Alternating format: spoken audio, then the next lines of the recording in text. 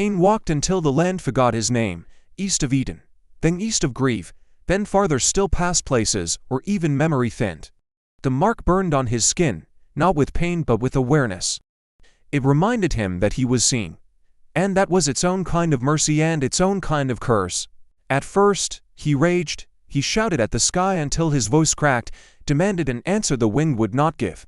He cursed his hands for remembering the weight of a stone, cursed the soul for accepting Abel's blood and rejecting his own offerings. When night came, he did not sleep. He waited to be struck down. No blow came, so he kept walking. The land of Nod was not empty, as he had feared, but it was unfinished. Hills rose without trees, rivers wandered without names. The earth was raw there, as if creation had been paused and left exposed. Cain recognized the feeling.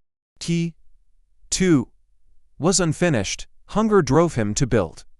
At first, it was only a lean-to of branches, then walls stacked carefully, stubbornly. Cain discovered that his hands, once instruments of death, could still shape something that lasted.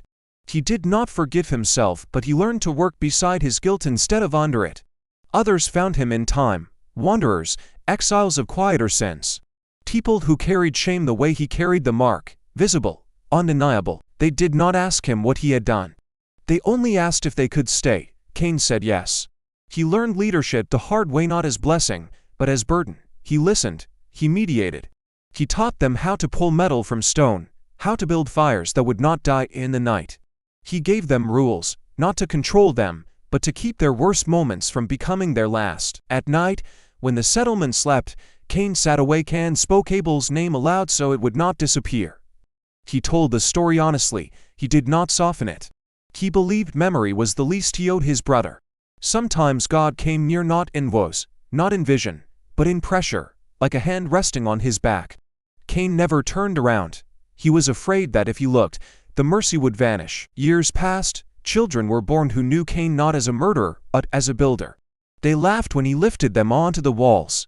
They trusted him with their futures, and the weight of that trust hurt more than the exile ever had.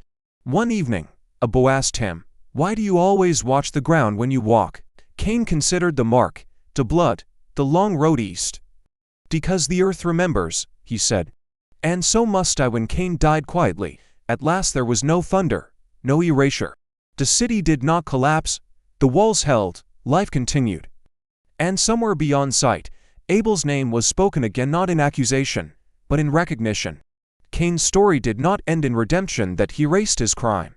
It ended in endurance, in restraint, in the stubborn refusal to let violence be the last thing his hands ever made. East of Eden, in the land of Nod, the first city stood not as a monument to innocence, but as proof that even after blood is spilled, the world can still be built. And God, who had marked him to live, let him.